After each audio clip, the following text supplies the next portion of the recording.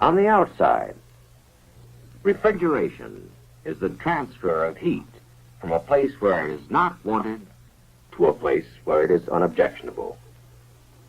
To do this, a refrigerator uses a unit inside the box that takes up heat and a unit outside the box that gets rid of it. These units are called the evaporator and the condenser. They are tied together by connecting lines, referred to as the suction line and the liquid line. Also in the system are the compressor, which is a pump, the expansion valve, and in many systems, the receiver, a kind of storage tank. A chemical substance called the refrigerant flows through the system. It's the refrigerant that picks up BTUs of heat from inside the box and discards them outside. In the process, the refrigerant changes from a liquid to a gas.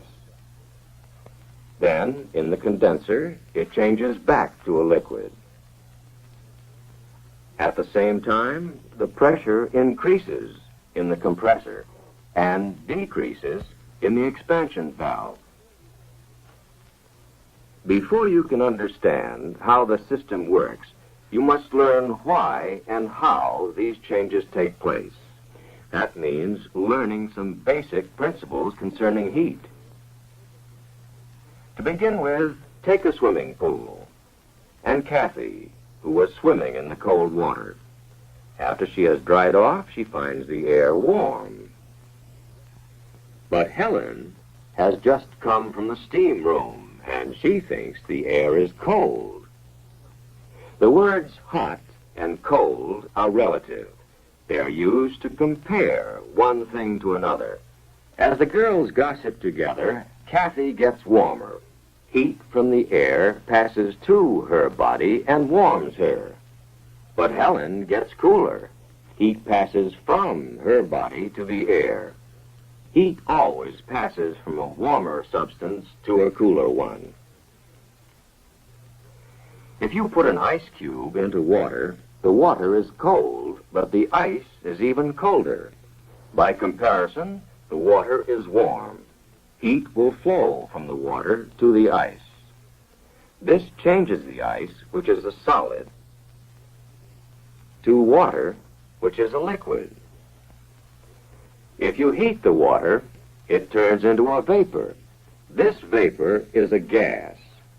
These three, solid, liquid, and gas, are called the three states of matter. All matter around us exists in one of these three states. Now, let's see what happens to temperature if you apply heat to the ice. The thermometer reads 32 degrees Fahrenheit. As the ice changes to water, the temperature stays constant at 32 degrees. The heat is causing the change of state from solid to liquid. Then, as you continue to heat the water, the temperature increases until it reaches 212 degrees. The water starts to boil. The temperature remains at 212 degrees. Heat from the flame is now being used not for a change of temperature, but for the change of state. Remember, heat is taken in for the change from solid to liquid. Heat is taken in for the change from liquid to gas. Now, a change of state is always accompanied by a gain or loss of heat. This is a very important point. Any substance takes in heat when it boils or changes from a liquid to a gas.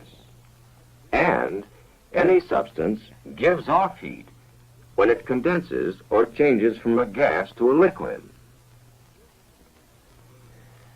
Here's a container filled with gas. We add a thermometer to measure the temperature of the gas and a pressure gauge to measure its pressure. What happens if you push in on the piston? Answer: the pressure increases and the temperature increases. Now let the piston out. The pressure goes down, and the temperature goes down. The rule is, when a gas is compressed, the pressure goes up and the temperature goes up. When a gas is allowed to expand, the pressure goes down and the temperature goes down. It's true for any gas. Now let's see how a refrigerator works. We'll begin at the receiver, where the excess refrigerant is stored. It is in the liquid state and under high pressure. The high pressure forces the refrigerant through the liquid line to the expansion valve. This valve causes a pressure drop. The high pressure liquid becomes a low pressure liquid. This is like letting air slowly out of a balloon. The air in the balloon is still under high pressure, but the air that gets through expands and its pressure drops.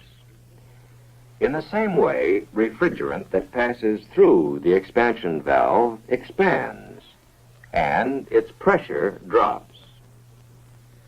The low-pressure refrigerant flows into the evaporator.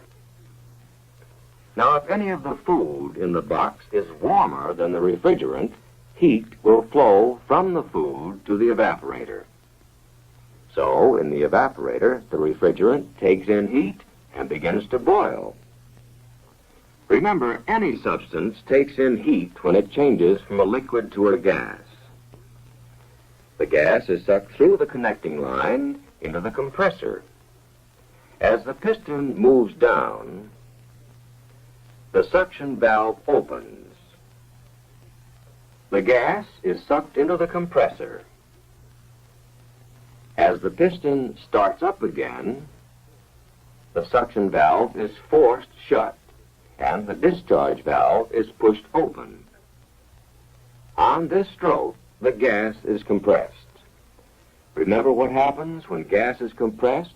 Pressure goes up, temperature goes up. The gas, now at high pressure and high temperature, flows into the condenser. The gas is hot, hotter than the surrounding air, so it gives up heat to the air. As the refrigerant loses heat, it starts changing back into a liquid. To complete the cycle, the liquid refrigerant returns to the receiver.